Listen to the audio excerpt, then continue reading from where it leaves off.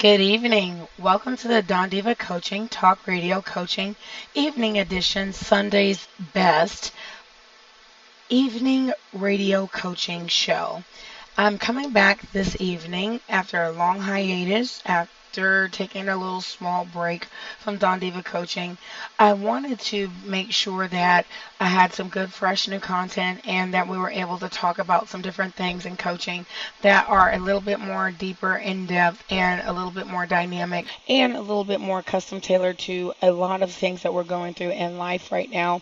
So I figured I would make sure that every one of my listeners is able to be touched in such a way that I can relate to anything and everything. So let's start off on our hot topic of today, which is about PTSD. Now, PTSD can be something of a bear to deal with. It is something that most of us aren't expecting to have to handle or ever go through in life. Therefore, it's one of those things that if you're not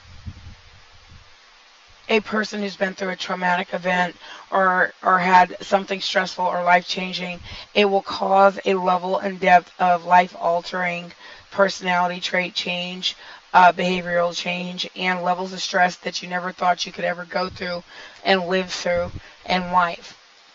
And most people align PTSD to just soldiers that are out there in combat, but we never think about PTSD being life and how it can change your life in an instant, and how 1 minute you're fine and then the next day your life is topsy-turvy and your emotional health and mental health is actually being affected by what's going on in your life.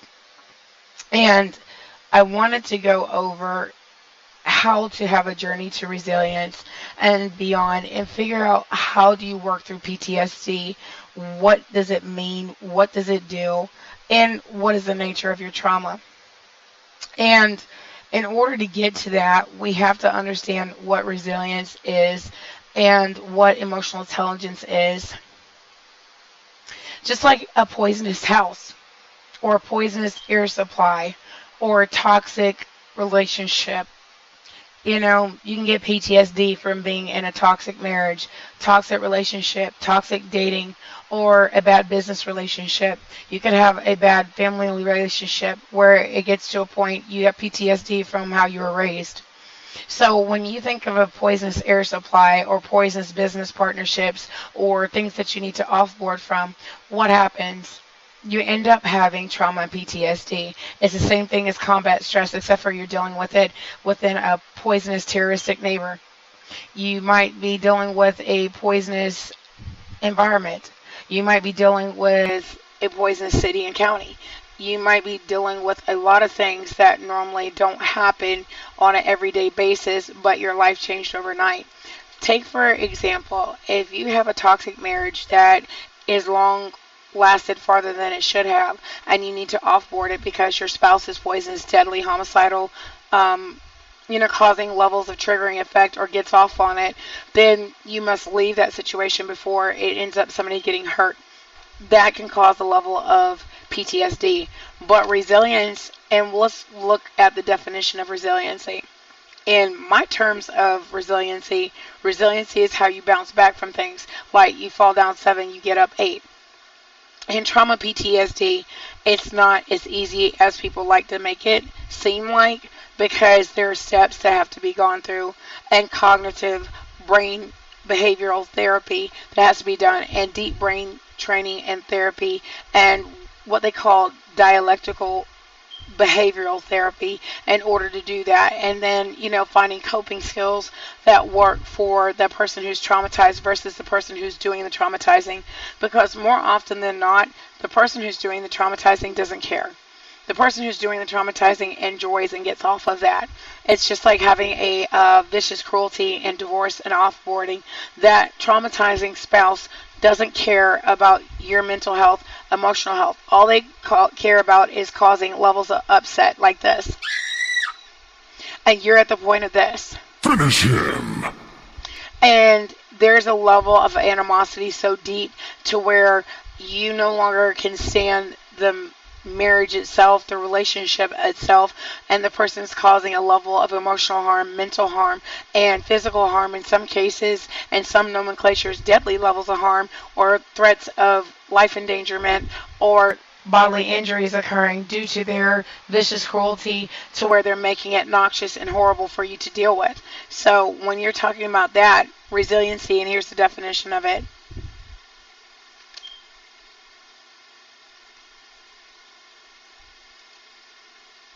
And then we'll talk about the definition of vicious cruelty.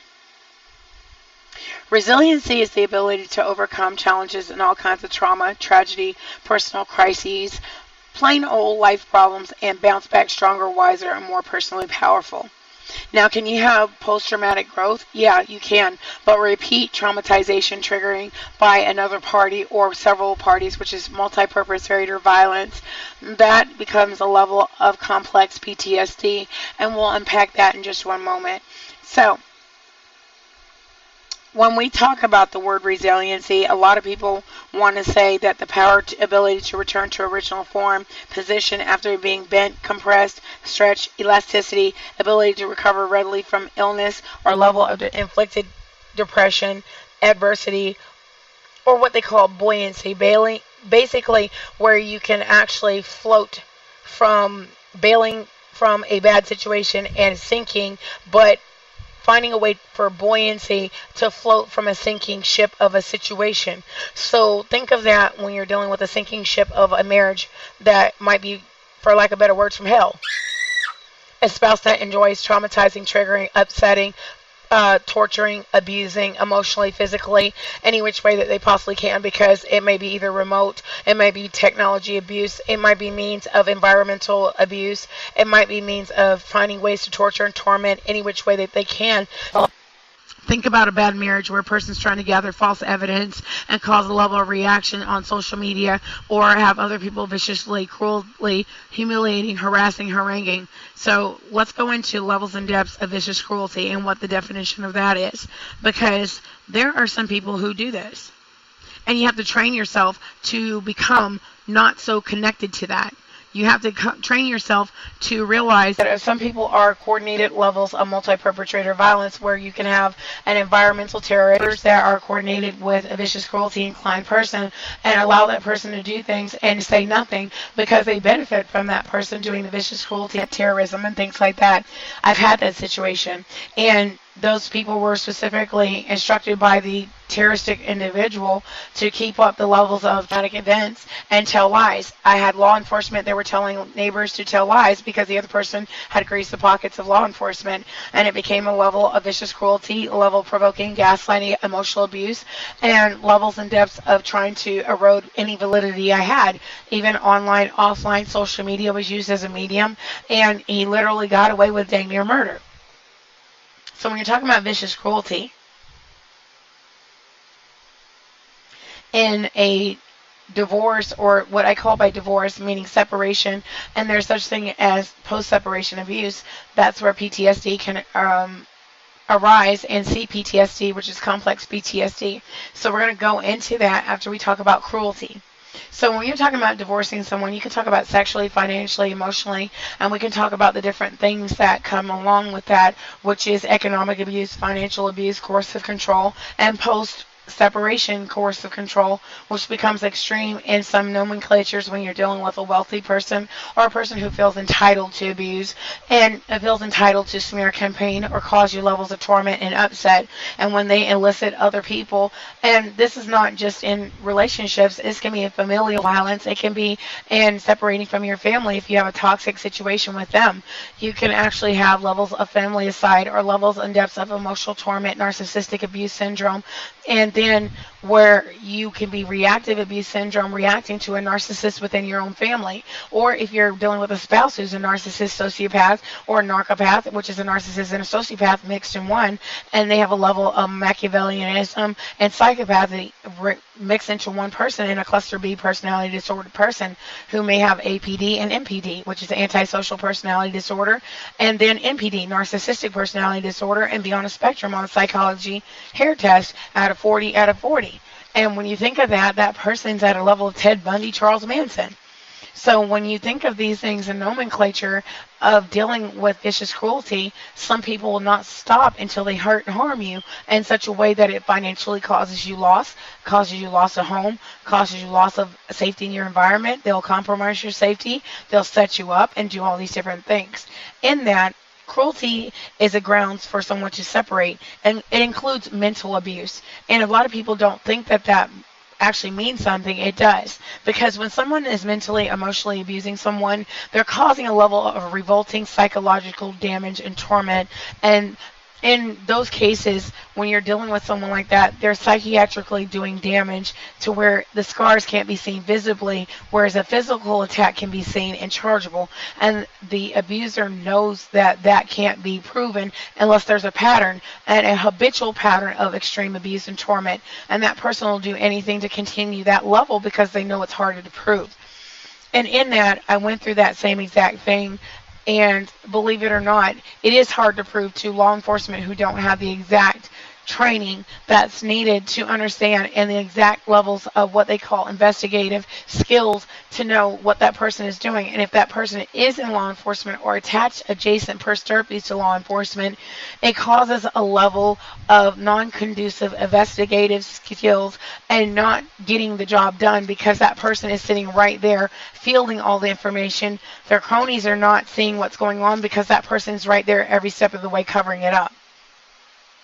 So when you're thinking about cruelty, when someone's conduct must show that he or she planned to seriously impair the health or permanently destroy the happiness of the other person, or if it's a minor child. And when you think about PTSD, it can even go and extend to a child. When a person is intent on cruelty or vicious cruelty, post-separation abuse, economic abuse, coercive control, their intent is to affect everybody or use people as pawns. Children tend to be used as pawns in a targeting situation with the other primary party, who is the target of their obsession, fatal attraction, or fatal obsession, or what I call fatal vows in some marriages.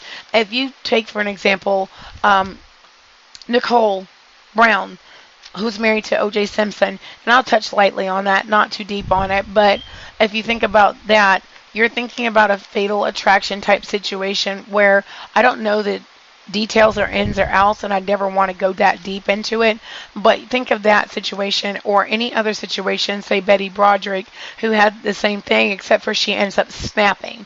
She doesn't have the same type of resiliency that the other party didn't have, the defense mechanisms to be able to say, hey, I'm feeling this type of way. I don't know if I'm going to get hurt. But by the time she did finally say something, she did get hurt. It was too late. So that's that pentameter of fatal attraction, fatal vows, and something happened we don't know, and we'll never know the true details. So in that, you don't know the planning of the other party who's targeting the other party, but you don't know exactly what the outcome is going to be because the other party might be wealthy, might have the pentameter to be able to cover their tracks. So you never know what the outcome is going to be when you're the target of that obsession. And that's what I meant by fatal vows, fatal obsession, fatal attraction, and fatal affair. Or some things that end up happening where you tend to be not knowing that you're the Silence of the Lambs target of someone who's willing to kill you, because it's kind of like, if nobody can have you, then you're either dead. So it's no levels and depths of, you're going to live past this, I'll kill you if nobody else can have you. You know what I'm saying? It's like, if I can't have you, no one else will. You're kind of like, excuse me? I want to meet other people and I don't want it to be you. At a point, you're thinking to yourself, there might be a level of fatal attraction, fatal obsession that might be going on. But if law enforcement is not taught well enough about it, then what happens? That person begins the stalking, aggravated stalking, habitual harassment, technology abuse. And we'll go briefly into that. And when you're talking about extreme cruelty and all that, is where a person has done things that have injured the person either psychologically or physically, or in both pentameters, cruelty to the levels that they're observing you or stalking you, invading your privacy, doing things that cause the levels of PTSD. So when we talk about those different things, we're talking about unpleasant conduct that constitutes cruelty, or levels of 8 degrees of pre-homicide or premeditated levels of murder that it can get to if they're not stopped, or intervention. So when you're thinking about that, you're talking about levels of things that require intervention with law enforcement, LEOs, judges, lawyers, and advocates. And that means establishing that pattern. So we're going to go to the part about PTSD and how that happens. So when we talk about resilient people, we talk about the ability to bounce back from that and resiliency potential. It depends on the level of damage done. And then we think about the realization experience of what happened.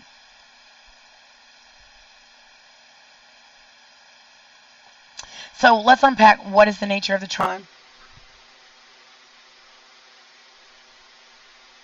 The essence of trauma is that it's overwhelming. And when you think about it, you want to say that it's unbelievable and it's unbearable. And in some cases, it will make a person think, how did this happen? Why? Why me? How come I became the target of this? Why did my life get flipped upside down? You know, you want to think about the who, what, when, where. You know, where were you exposed to this event? Did you tell a significant other about what was happening? Were you exposed to trauma indirectly? Were you exposed to trauma repeatedly? Those are things that help us as a coach in that specialty, or an MSW, LSW, or what they call a psychiatrist, psychologist with a specialty in that area to be able to help you. A coach will be able to bridge the gap, but your psychiatrist, psychologist will be able to diagnose you with the PTSD, complex PTSD, and the nomenclature of the medicines and things that you need to help you offboard from the symptoms of PTSD and whatnot, and what arrives from it. And then the levels of serious illness that arrive from your body being stressed out from it. And then you think about, did it come from military combat? Did it come from sexual abuse? Did it come from an accident? Did it come from near death? Did it come from child abuse or neglect? Did it come from natural disaster? Did it come from sudden unemployment? Think about that in COVID. Sudden employment, not knowing when you're going to get your next paycheck. That can cause a level of PTSD. Sudden deaths, that causes a level of PTSD. Could it be a refugee situation where you get displaced from political asylum? I've been through that. You think about job loss, financial crash, economic, sudden and unexpected death of a loved one. That can really throw you for a loop and cause a level of trauma, PTSD, because you weren't prepared for it. COVID threw a lot into that.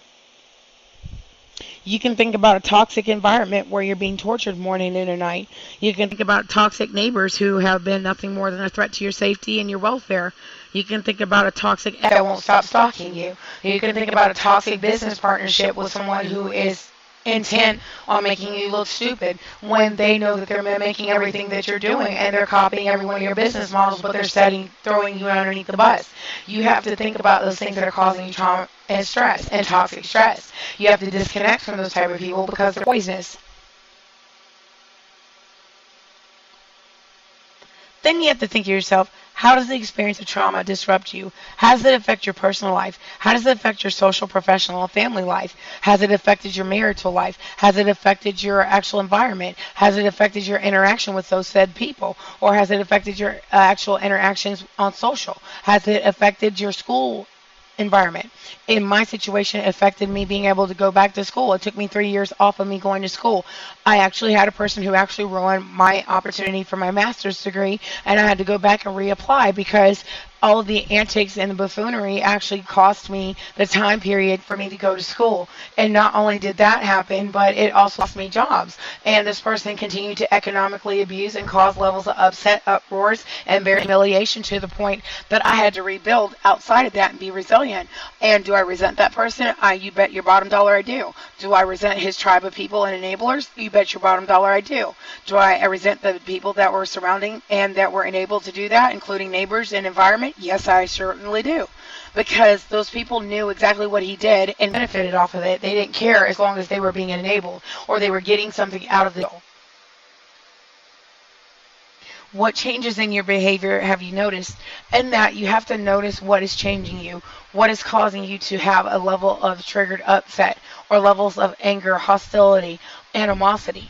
Is it not getting justice? Is it levels and depths of cover up that was done? Is it levels and depths of impeded investigation? Those are things that happened to me. Okay, when I went to the law enforcement, when I went to go get the help was no help. In fact, the help helped the aggressor and abuser because he's well attached to law enforcement. And several people involved knew that. They didn't care as long as they benefited from it and financially profited from the situation. I called every level and depth of chain of command. I even went to DCNF. I even went to levels of law enforcement, city and county. No one stepped in because they benefited from it. And there was some money in exchange. So at that point in time, I was no longer being protected. The abuser was. And the abusers and per serpes, the flying monkeys, were the ones that were benefiting because they were told to tell lies. They didn't care as long as they benefited. Neighbors were sitting up there in on the situation. And that person continued to be toxic, made my environment toxic. There was levels and depths of tampering with AC units, environmentally terrorizing me, causing levels of unlocking my door, crazy make. So when you think about that, what did it cause? Levels of trauma. It caused levels of PTSD from being stalked morning, noon, and night. No one did anything about it. They still haven't done anything about it, but I had to have a level of resiliency and move forward past that because I knew the levels and depths of corruption and levels and depths of him being benefited by that by greasing the pockets of city and county administrators. I would never get any justice because when you're rich and wealthy and powerful, you're going to have a hard time fighting those type of people because they abuse the positions that they're in. So, in that, you have to know the symptoms of PTSD and trauma. You have to know objectively identifying the symptoms of PTSD. What you should know that you might think analyzing, thinking about the symptoms or the necessary in order to recover from the trauma or the near-death experiences. Because I had car tamperings, I had house tamperings, I was dang near suffocated in my house at 89 degrees, 91 degrees from AC unit tamperings, had the AC unit fixed and it was re-tampered again. I actually heard the person actually lift the top of the AC unit and they were tampering with it. And morning, noon, and night, this man has costed money and did everything he possibly could to dang near kill me. And the thing is, nobody cared because they benefited from it and they failed to protect. And mind you, I'm actually a disabled person. So in that, can you imagine being a highly degreed disabled person telling the help to help and you weren't being helped? So in that, that's a level of trauma in itself, the injustice of it.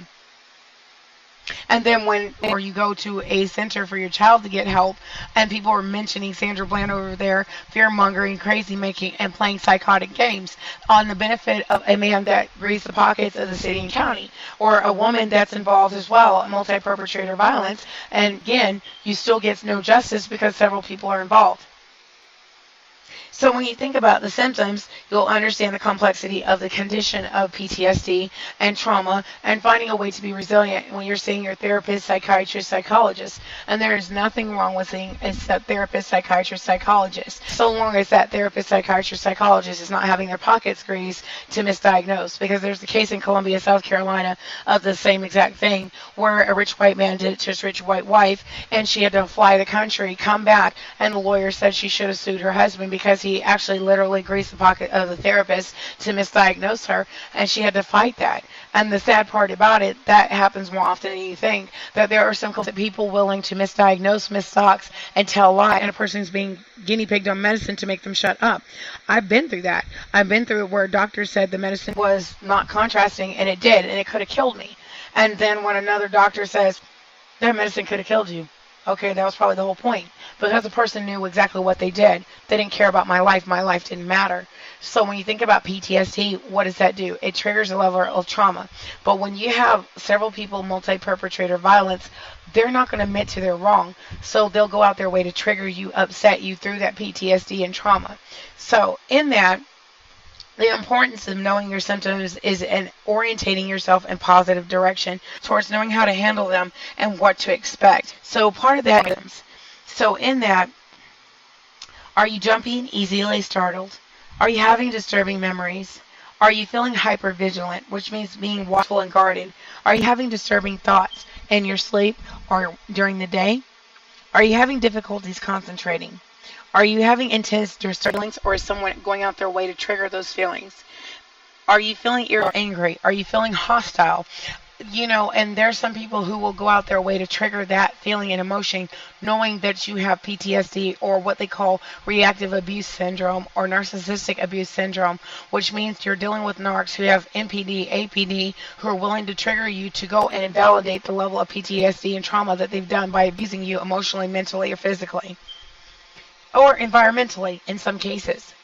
And then, do you have problems with falling or remaining asleep? Are you suddenly acting as traumatic experiences happening right then and there? And that is what they call post-traumatic stress, because you're literally living the moment in the moment when it's past the moment. Are you suddenly acting as if you feel like you don't have any future? Do you feel hopeless? Do you feel emotionally numb? Because with that, you're going to eventually feel the grief, and it comes crashing after you start feeling. Do you feel distanced and cut off from other people? Are you avoiding thinking and talking about the trauma? That will happen. And it will happen because it means you have to feel and you have to process the level of stress or inflicted involuntary stress or emotional abuse, torment, or psychological abuse or emotional stress that was done to you involuntary. And you have to process the feelings that come with it. And that is not an easy feat for anybody to have. It is, or overcome is a better lack of words, or choice of words, I would rather say. Because when you think about it, you have to go and face what really happened, and you have to unpack that. Well, in that, you're having to go to a level of trauma informed, and then other people have to be willing to respect your feelings and that personal space of that feeling. Not everybody is willing to do that. And then you have to ask yourself, do you lose interest in activities you used to enjoy? Do you have problems remembering important parts of the trauma?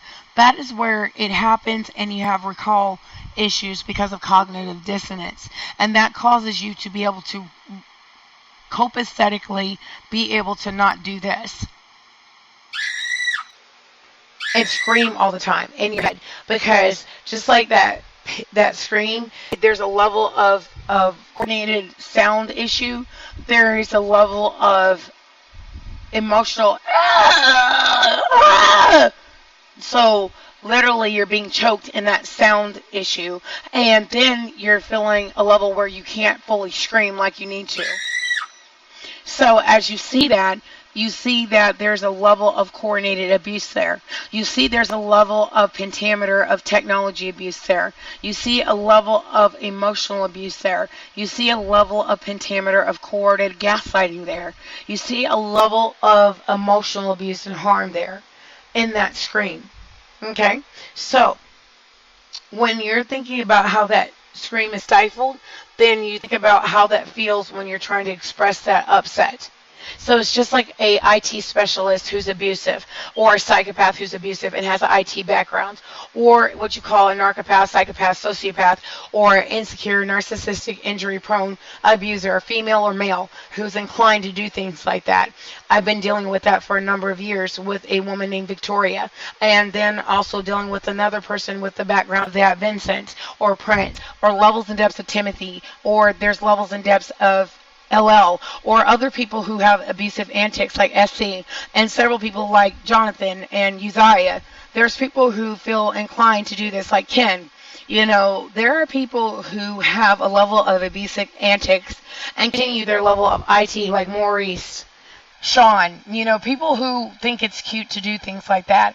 And those type of people are multi-perpetrator and violence-inclined people like Tina Lawson, who I went into a chat group and they told on her. But those type of people never get stopped because they're in levels of positions that they feel able and enabled to abuse. Just like the dude in the UK that sat there and went in my federal records, and just like a woman, Onika Mirage, who did the same exact thing. And she felt it was funny to do that. My federal records were sealed. But her man, Kenny, was the one that allowed her to do that. So you can understand levels of narc foolishness and levels of sociopathy in that.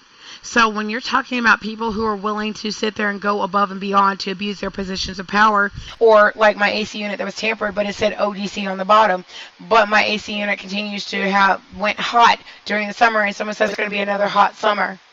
Can you imagine what that feels like when someone terrorizes you with an AC unit, hotbox you 89 degrees in your home? You tell a woman named Victoria and she laughs in your face with another woman named Jewel and another guy named Nicholas. How would you feel if you went to the help and the help laughed in your face, or you called DCNF and they threatened welfare checks, or you go to the police department and they threaten Officer Sandra Bland? So think about those things and people in positions of power. So, just like the scream was stifled in technology abuse, I know that will IT hack, and like I named those several people that were involved, like KT and things like that, or, Sarah, who were IT specialists and have those backgrounds, or Antonio, and that, you have people who are willing to do that, Yadabu.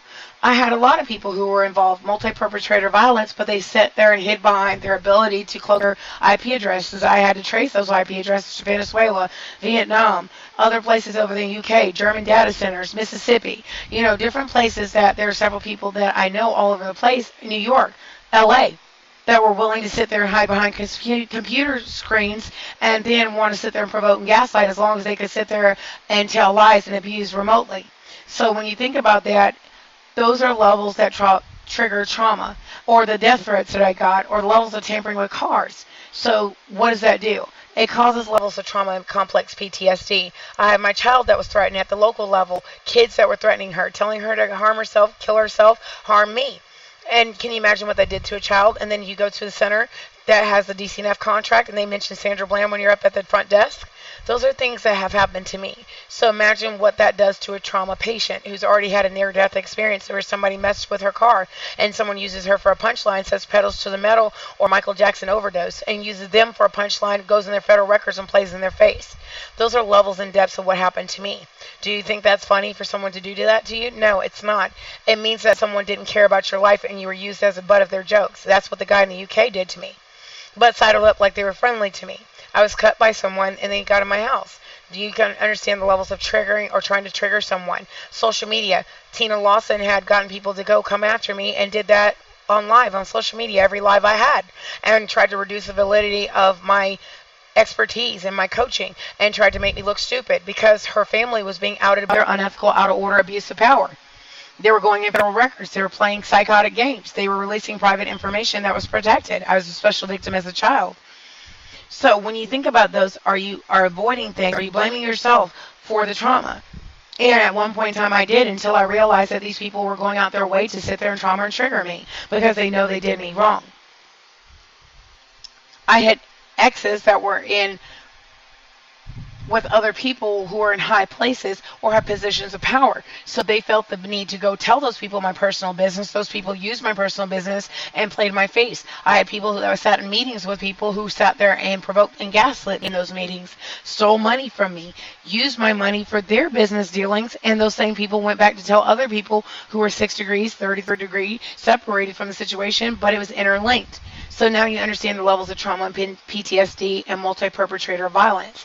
So in this, I wanted people to understand what people are going to do to cover up their own wrongdoing to keep their position of power.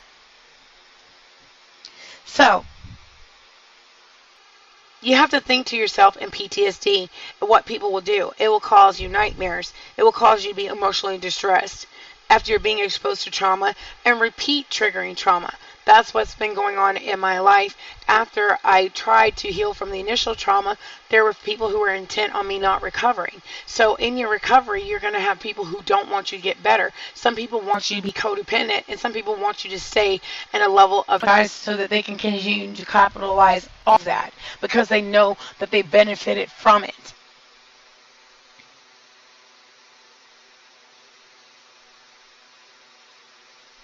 And then you have to identify what are the most disturbing symptoms of your PTSD, complex PTSD, if you get diagnosed with that.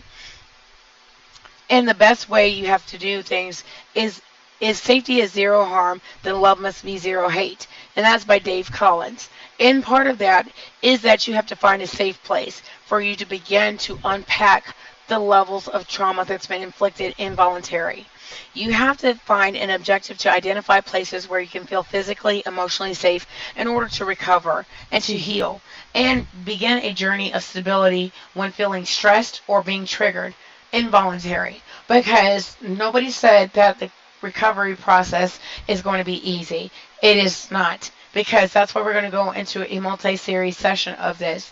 Because when we're talking trauma, we're talking PTSD, it is not an overnight. Your trauma PTSD didn't happen overnight, neither is your recovery and your journey is not going to be overnight. You can't expect for stress that was layered to be an overnight process of removing it. It means you have to reduce the risk, reduce the harm, or the harming factors, or the multi-perpetrator harmers, or catalysts that are causing that. It's like a butterfly in a cocoon. If you stay in that cocoon long enough, it's going to crystallize. After it crystallizes, then you eventually come out. But you got to let those wings dry. You've got to be able to spread your wings like a monarch, and you've got to let them dry off long enough for you to go take flight. You've got to get the wind beneath your wings and be able to go and illuminate in your light. You've got to be able to go and get into your eternal circle of light. You've got to build a foundation like you have bricks, right? You build that foundation, you build that pyramid, each one. And as you each one reach one, teach one of that foundation, that elevated, illuminated light, the rays of light, your all-seeing eye of what your journey is, you're going to eventually get to that point that you're at the top peak of your journey. You're going to be able to process your behavior, your thoughts, and your feelings, and you're going to be able to see that connection from the peak all the way to behavior and thoughts, and connect that at the bottom and see your foundation right there. So it's all going to be a straight line by the time it's all said and done. It's just that you're going to do that 90-degree angle. You're going to go down 90 degrees, and then you're going to go across that straight line, and you're going to still have an illuminated light in that triangle of being triangulated from the trauma, the PTSD, the triggers, and the people who want you to stay codependent or in a state of never healing. But you're going to make sure you release that line. You're going to release all those that are in that circle of people who want you to stay that way, and you're going to release them out that circle because they're poisonous in your tribe. You have to remove that tribe of people who have a evil spirit about them or have a poisonous spirit and want to maintain their position of power over you, or exerting a level of abusive, coercive control over you, or wanting to control the narrative of your journey. You are in the driver's seat of your PTSD trauma recovery. You have to remember that. And as your life coach and as a trauma coach and therapy coach in that, I want for you to understand that it's a work in progress. It is not overnight. It is not something that is easily done. And you have to be committed to the work. And you have to be committed to your safe place. So we'll talk about that the next session. So thank you for attending this live of what to do with PTSD and what PTSD is. So I wanted to break down the first session of it so we can get there to the next installment and then work our way through it. It's going to be a multi-part mini-series on PTSD, trauma, and trauma recovery, and how to move forward day by day, week by week. And again, I hope that you guys enjoyed this. And just so you know, we're back in session. Our production of these are going to be more streamlined for everybody, inclusive of every life, every walk of life. So that's why I wanted to make sure I had appropriate content for us all to get together and walk through our coaching and our illuminated light. And then on top of that, making breakthroughs after breakthroughs. And book with me at www.dondivacoaching.com and come see me. Take care.